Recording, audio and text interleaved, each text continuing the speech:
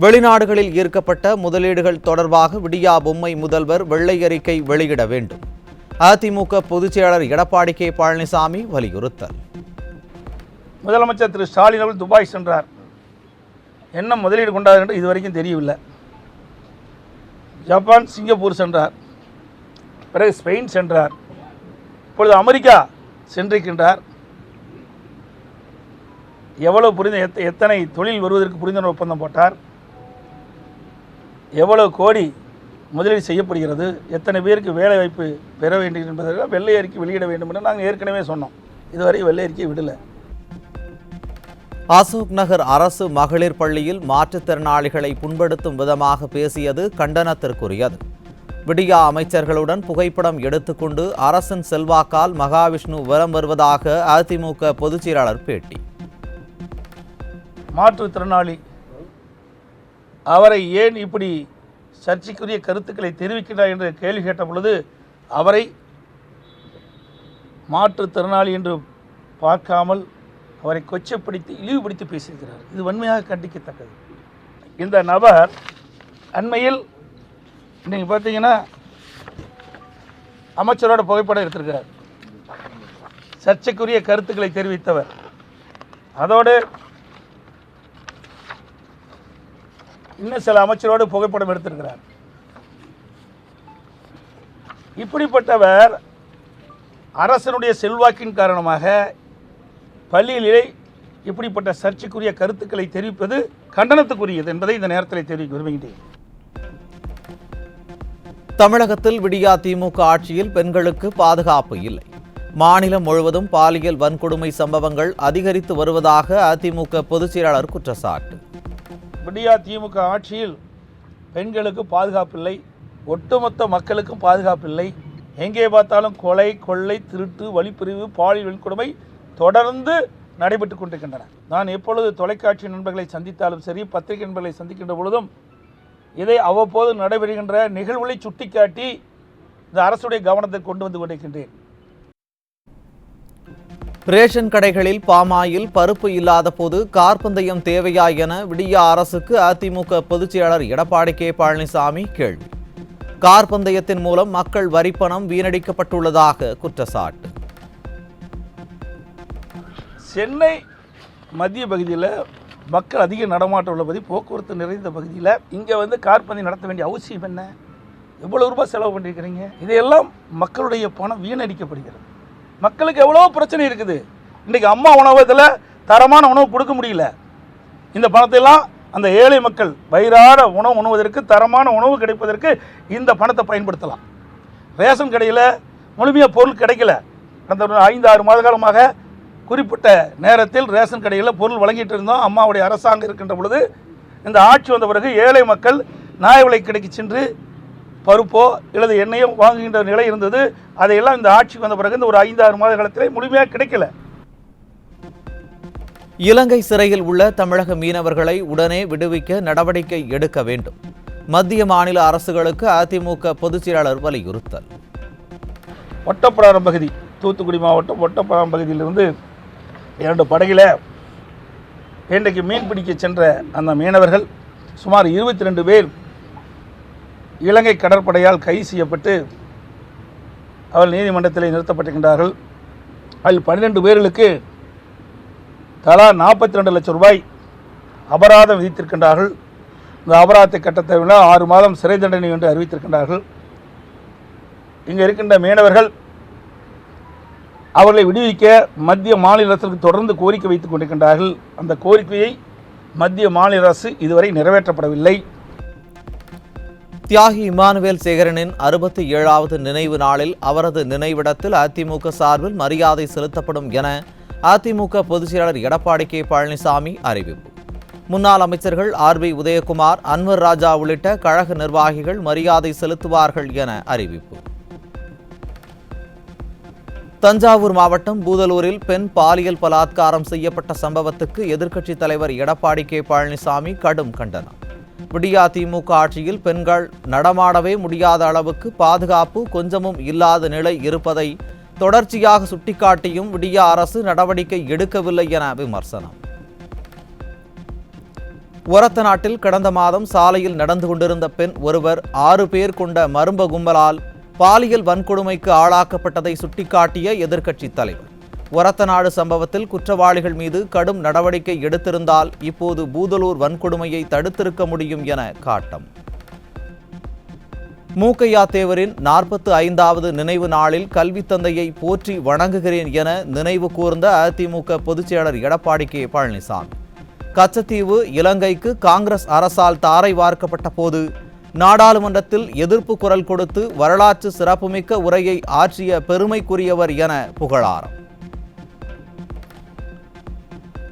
நாடு முழுவதும் நாளை விநாயகர் சதுர்த்தி கொண்டாடப்பட உள்ள நிலையில் அனைத்து மக்களுக்கும் அதிமுக பொதுச்செயலாளர் எடப்பாடி கே பழனிசாமி வாழ்த்து. ஆனை முகத்தானின் கருணையால் துன்பங்கள் நீங்கி இன்பம் பெருகி வாழ்வில் அனைத்து வளமும் பெற்று நோய் நொடி இல்லா பெருவாழ்வு வாழ வாழ்த்து. ஒரத்தநாடு பாலியல் வன்கொடுமை விவகாரத்தில் சட்டம் தன்னை ஒன்றும் செய்யாது என்று குற்றவாளிகள் துணிந்துவிட்டனரோ என்று நினைக்கும் அளவிற்கு விடிய ஆட்சியில் குற்ற செயல்கள் அதிகரித்துவிட்டன. ஒரத்தநாடு பூதலூர் வன்கொடுமை வழக்குகளின் குற்றவாளிகளுக்கு உச்சபட்ச தண்டனை கிடைக்கப்பெறுவதை உறுதி செய்யுமாறு விடியா திமுக அரசுக்கு அதிமுக பொதுச்செயலாளரும் எதிர்க்கட்சித் தலைவருமான எடப்பாடி கே பழனிசாமி வலியுறுத்தல். மதுரை மாவட்டம் உசிலம்பட்டியில் கல்வித்தந்தை பி.கே. மூக்கையா தேவரின் 45வது நினைவு தினத்தை முன்னிட்டு அதிமுக சார்பில் அஞ்சலி. மூக்கையா தேவர் நினைவிடத்தில் முன்னாள் அமைச்சர்கள் திண்டுக்கல் ஸ்ரீனிவாசன், நத்தம் விஸ்வநாதன் உள்ளிட்ட கழக மூத்த நிர்வாகிகள் அஞ்சலி.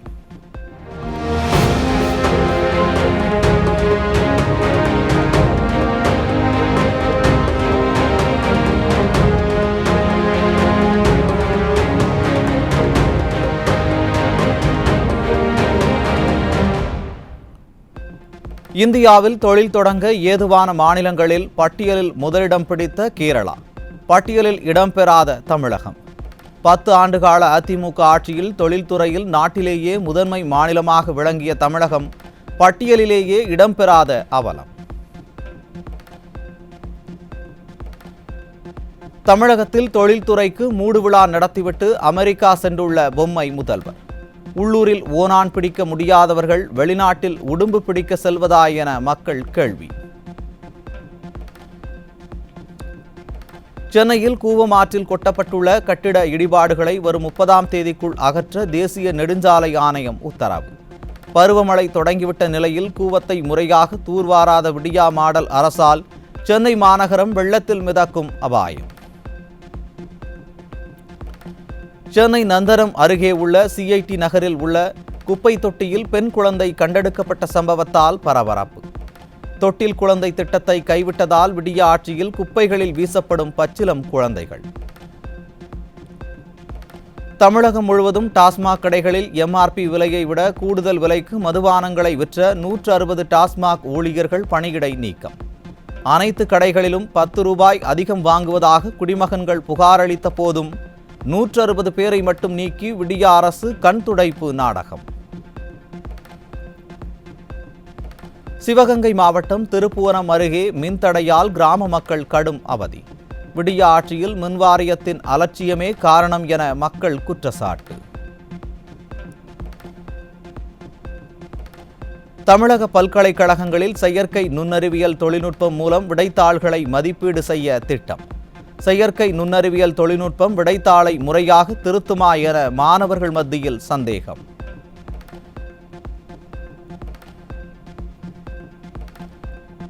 கோவை தொண்டாமுத்தூர் அருகே கொள்ளை போகும் கிராவல்மண். மங்களபாளையம், மூங்கில்மடை குட்டை, மூலக்காடு உள்ளிட்ட பகுதிகளில் கிராவல்மண் கொள்ளையை தடுக்காமல் விடிய அரசு கும்பகர்ண தூக்கம். திருவள்ளூர் மாவட்டம் திருத்தணியில் தெருநாய் கடித்து பள்ளி மாணவி படுகாயம்.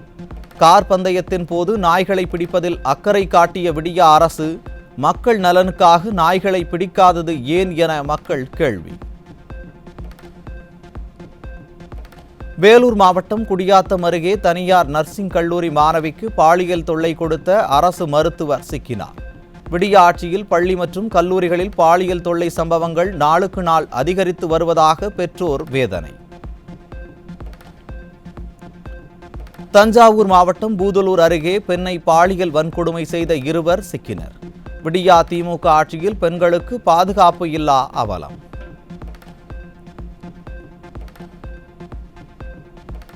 வேலூர் மாவட்டத்தில் பள்ளி கல்லூரி மாணவர்களுக்கு போதை மாத்திரை விற்பனை செய்த 3 பேர் சிக்கினர்.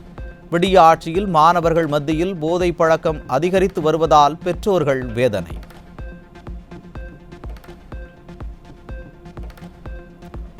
நீலகிரி மாவட்டம் கூடலூரில் கர்நாடகாவில் இருந்து கடத்தி வரப்பட்ட 1.5 கிலோ கஞ்சா பறிமுதல். விடிய ஆட்சியில் கஞ்சா மாநிலமாக தமிழகம் மாறிவிட்டதாக மக்கள் குற்றச்சாட்டு. காஞ்சிபுரம் மாவட்டம் வாலஜாபாத் அருகே தடை செய்யப்பட்ட புகையிலை மற்றும் பாக்குகள் பெட்டிக்கடைகளில் அமோக விற்பனை. விடிய ஆட்சியில் திரும்பிய திசையெல்லாம் குட்கா விற்கப்படும் நிலையில் பொம்மை முதல்வர் எங்கே என மக்கள் கேள்வி. கிருஷ்ணகிரி மாவட்டம் ஊத்தங்கரை அருகே குட்கா பொருட்களை ஏற்றி வந்த கார் கவிழ்ந்து விபத்து. மூட்டை மூட்டையாக குட்கா பொருட்கள் பறிமுதல் செய்யப்பட்ட நிலையில் சோதனை சாவடி போலீசார் கும்பகர்ண தூக்கத்தில் இருப்பதாக மக்கள் விமர்சனம். பாஜக ஆளும் மத்திய பிரதேசத்தில் பட்டப்பகலில் இளம்பெண் பாலியல் வன்கொடுமை செய்யப்பட்ட கொடூரம்.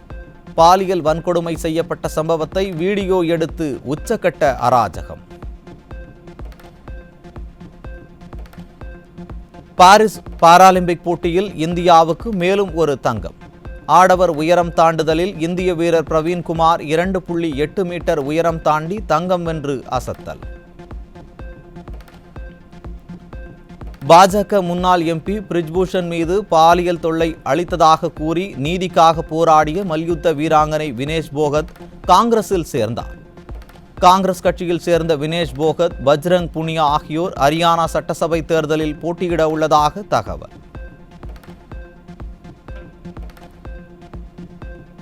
அமெரிக்காவில் வரி ஏய்ப்பு வழக்கில் குற்றத்தை ஒப்புக்கொண்டார் அதிபர் ஜோ பைடனின் மகன் ஹண்டர் பைடன்.